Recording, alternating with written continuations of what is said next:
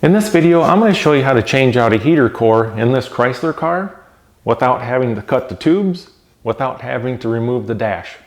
Now, if you go to a dealership, this is going to cost you about $2,000. You should be able to do this at your home. If you're only doing it for the first time, maybe about 2 hours. You really don't need any special tools, and it's going to look like a factory job when we're done. So follow along, we'll go step by step, get this old heater core changed out, get the new one in, and it's going to look just as good as it came out of the factory. Now, there's not much room to work under the dash, and especially if you're kind of half hanging out of the car, half hanging in the car, makes it a real pain on the body as well. So the first thing that I do, that only takes about 5 extra minutes, is completely remove the driver's seat. And then you can basically lay in the bottom of the car across the floor. It makes it a lot easier on your body and gives you a lot more room to work. So we're going to go ahead and remove the driver's seat. And that's one of the best tips I can give you. It's going to be a lot easier to work on and save your body. Now, to remove the seat, you have a couple of plastic covers on each side, and we have an 18mm bolt. All we have to do is unscrew that. I'm going to tip the seat up, unplug the electrical connector, and just rotate the seat and bring it right out the car. Now that all 4 bolts are out that are holding the seat down, you have to remove the seat belt. Now you just lift straight up on that plastic cover, and then you have a T45 bolt. Undo that and the seat belt comes right undone. And now we can fold the seat up a little bit and rotate it right out of the vehicle. Seat removed. Just 4 bolts. You got 2 electrical connectors. All you do is push down on the push pins to release those. Rotate the seat, comes right out.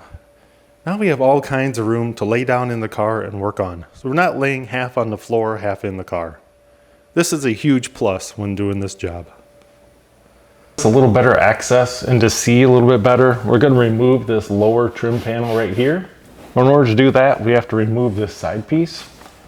And if you have one of these body molding tools, they're just kind of a plastic tapered end plastic tool that you can get behind stuff like this and pop it right out of place. So we're going to remove this. There's going to be a screw in here, and then there's just a couple clips under here so we can remove this lower piece.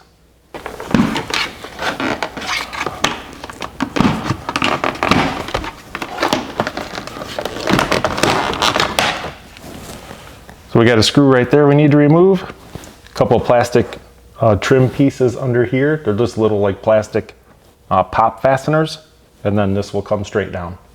A couple of trim pieces we need to remove. You're going to see this trim piece right here like this, and you just have one of these push fasteners. So all you have to do is pull on that, remove that piece, and then if you could see right there, we have 1 screw to remove right there.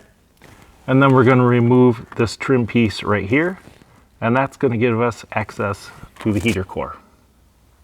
With the screw removed, you can remove this air deflector. So we'll get that out of the way. And then you'll see that cable right there. It's kind of in the way. It's just more of an annoyance. You can move it around to get it out of your way if you need to. But I like to zip tie it to the accelerator pedal and just keeps it out of your way. So as you can see right there is the heater core. So now we're going to start working on prying those flanges out so that we can move the aluminum tubes out of the way and slide out the heater core. I'm ready to start working on loosening up those flanges. Now I've got cardboard on the floor. I've got some old towels stuffed under here. You are going to lose some radiator fluid. So you can either put some plastic down or some oil absorbent mats, whatever you need to, so that the radiator fluid does not get on the carpet. I want to kind of show you what I'm doing. I have this screwdriver right here, and I'm just kind of working this flange open, going around the entire thing like this. Now all that flange is doing is just holding that tube in place. There's an O-ring inside there. Now this is soft aluminum. It's probably like 3003 grade aluminum. So you want a screwdriver that's about 1/4 of an inch wide. You just go all the way around it like this, open that flange up. And once that's open, I'm just going to pull on this tube and it's going to come right loose. So just keep going around. I'll do the bottom first and then I'll do the top. I have the bottom one undone. As you can see right there, I've got the flange all opened up. And then you got to put one hand on the heater core, the other hand on the tube, and just give it a pull, and it will pop right out of there. Now that's the easy one. The upper one is a little bit harder, so I'm going to go ahead and do that one next. You can see I've got the top one out. I'll see if I can bring the camera over on this side and show you this angle here too. So this is kind of looking underneath the steering wheel. You'll see that I just kind of push that top tube up and out of the way. You can move those tubes around a little bit. You're not going to hurt anything. Now there are O-rings on those old tubes next to that flange. You should be able to see that one right there. You're going to want to remove those old O-rings, and when you disassemble the new heater core, put those O-rings on, and you're going to want to use some O-ring grease. So we'll go ahead and continue sliding the heater core straight out. The core is completely out. I just got it kind of resting on that brake pedal to show you guys in the video. I just got to move it out a little more to the left and slide it around that cable, and then we'll go ahead and start with the disassembly of the new heater core. This is the old heater core right here. I'm just going to kind of show you a close-up of those flanges. So this is the bottom one right here. So you can see this is kind of tore up a little bit, which doesn't really matter. You just don't want to damage the flanges on those tubes. This was the top one. As you can see, I didn't have it totally rounded out, but I just gave it a quick tug and it pops right out of there. Now what you want to do is make sure that these are exactly the same, exact same size. Now what we need to do is we need to remove these tubes from the heater core. Now once you remove these tubes, it might be kind of hard to figure out which is the top, which is the bottom. So I wrote on here in Sharpie, you can see right here, top with an arrow up to here. So once I remove these tubes, I'm going to slide this in just like this. So it's going to go in the exact same way as it did from the factory. Now if you'll notice, this is crimped just in a little bit different style. Looks like it's crimped a little bit harder than the factory. It's kind of got like a real hard stamp. This will take a little bit longer to open up. We just want to make sure that we don't damage this part on this heater core. Doesn't matter about the old one. But the new one, now you want to be even more careful. But it's going to be a little easier because it's not in the car. And also when we remove these tubes, there's going to be O-rings on there. We're going to want to put those O-rings on the old tubes that are back in the car. Now you might think this might leak. Well, as you can see, these tubes are meant to slide around. These are greased on both sides. All these flanges is just holding that tube and O-ring in. It's not sealing anything. It's just holding it tight into place. That's why these can move around. They're supposed to do that.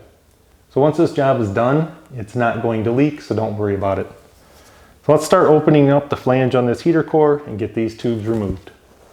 So I'm using a couple different size flathead screwdrivers. You're just going around like this, opening this flange up very slowly. Just move like an 1/8 inch at a time. Now once it's mostly opened up, you can just kind of wiggle this.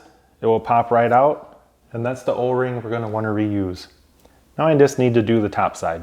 Now that I've got both tubes removed, I got my heater core labeled. As you can see, these flanges aren't very round. Now we want to get those as round as possible, and we want to make sure they're the right size, because you don't want to stick this in there and not be able to get those new tubes in. So if I look at the old tubes, I have my caliper right here. They're 935 thousandths. Or if you want to know the metric, 23.7 millimeters. So the inside of this has to be at least that diameter, and it has to be round. Otherwise, putting this in underneath there is going to be a real pain in the butt. So what you can do, you start out with a smaller socket and work your way bigger. So this 17 millimeter socket, and these might be different, and you might have thicker wall sockets. I'm just using this as an example. Is 936 thousandths in diameter. So it's only 2 thousandths bigger than what I need. So at least this socket has to fit all the way in there and be nice and round. So what I'm going to do is I'm going to start out a couple sockets smaller. Just stick them in there, and all you got to do is spin them. You can put a little bit of lubrication on your socket to help as well, and just keep going up and up in size until this is round and it's big enough to accept that flange. So I'm going to go ahead and do that next.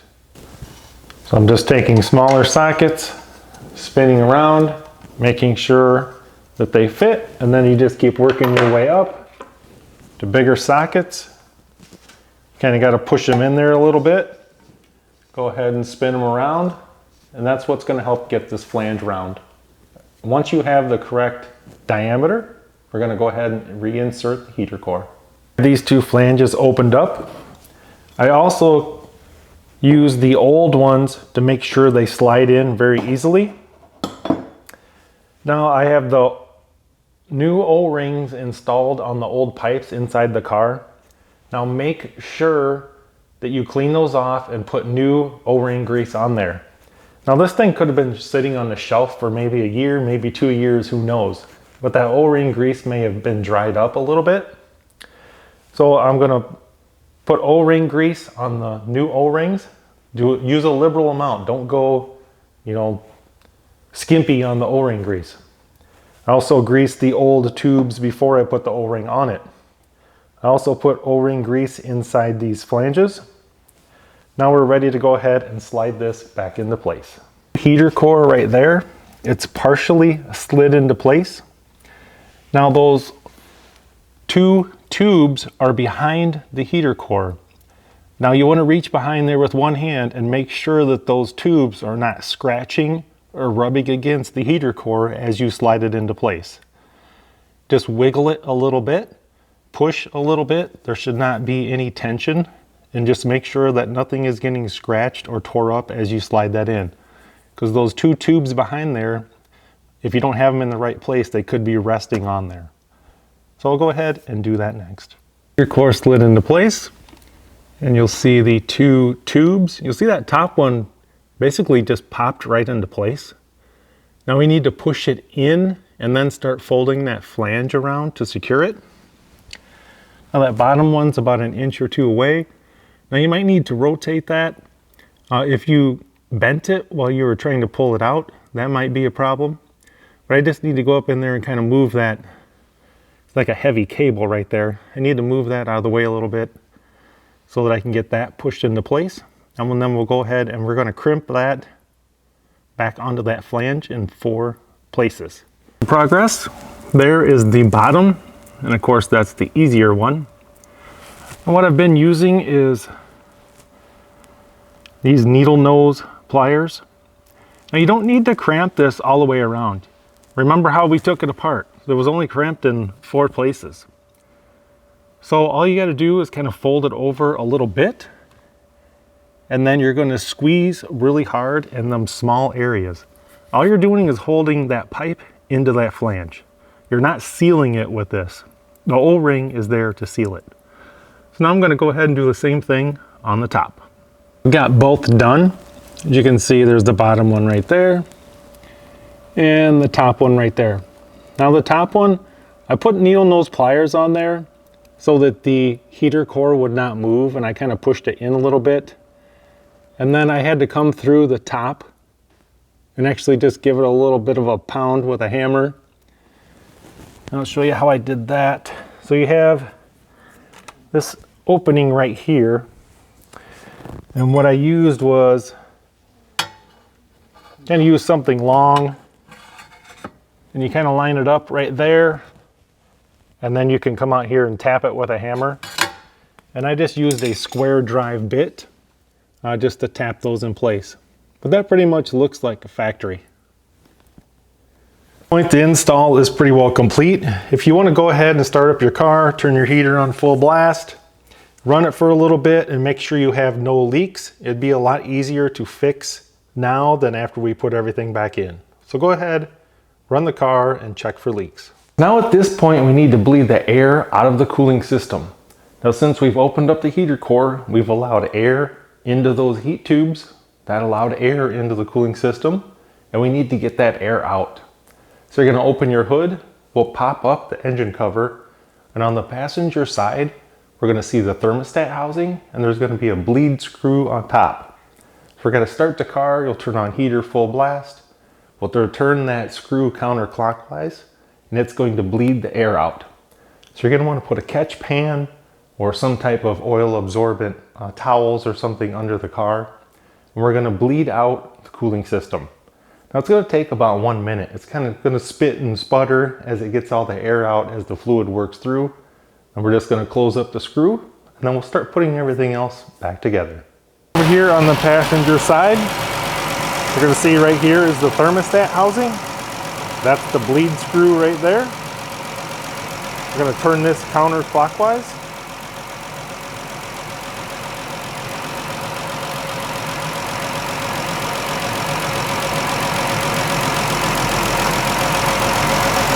And you're going to start to see the fluid come out of there, and you're just going to wait for it to stop spitting and sputtering. You can see it's kind of spitting out some air right there. This is going to take about 1 minute. Now we'll just close that bleed screw up, and we'll continue putting all the trim pieces back together. Open for about 1 minute. I don't see any more air bubbles coming out. I've got the engine cover back on. Now we can close up the hood. All right, so at this point, I've got the air deflector put back in. That's held in by that one screw. I've got the cable pushed back into place. I have that lower cover back into place with a little push fastener. Now we're going to go ahead and install the lower steering column pad. And then last, we're going to put this cover on here. And then all we have left is to put the seat back in. Steering wheel bezel back on. You have that push fitting right there. And then don't forget you have the little screw right here. Now putting this back in, getting it back around here is kind of tricky. If you start at the bottom with the steering trim panel and slide it up, that's what makes it go in a heck of a lot easier. Then all you gotta do is push it in. Now all we got left to do is put this panel on. This one's not very easy to put on either. You kind of got to pull this rubber back and push it in at the same time. Just take your time, but it will pop right back in. This panel back in, this is where one of these molding tools comes in place. So I've got it kind of started there at the top. I've got it started at the bottom. I'm just going to slide this molding tool up, and it's going to pop the rubber right back on that trim piece. Got that trim piece on. The only thing left to do is put the seat back in. The seat back in place. I just have the 4 seat mounting bolts kind of hand tight. You don't want to tighten those down until you have all 4 in. Now I have the seat belt bolted up. Now to make sure your seat belt's not twisted, I suggest you click it in over there, and then you can make sure that this is nice and straight across there. If you turn this around the other way, you're going to have a twist in it. And then there's a slit in this cover piece right here. That's just going to slide right down into place. So I'll put this piece on. I'm going to tighten up the seat. And then don't forget in the front we have these 2 trim pieces that cover up the front track. Seat completely put back in. I got the trim pieces on up front. This job is pretty much complete. Now the only thing left to do is maybe drive the car around for about 10-15 minutes, come back, let it cool off, and check your antifreeze. Now if your antifreeze was maybe just a hair high when you started, you're only going to lose about a cup of antifreeze when you take this out. So there's really no need to put any in. If you're already low on antifreeze when you started this job, you're definitely going to want to add some antifreeze. So just check that after some driving and some cool down. Other than that, congratulate yourself on saving about $2,000 and a lot of time from not having to take it to the dealership. Now I did this job in about 1 hour and 50 minutes. If you've never done one before, just give yourself about 2.5 hours. Make sure you have nothing else set for the day. Maybe you got to run to the tool store, to get some special tool, or maybe you misplaced something. Just give yourself a little bit of extra time and you'll get the job done. Hope you guys enjoyed the video, and thanks for watching.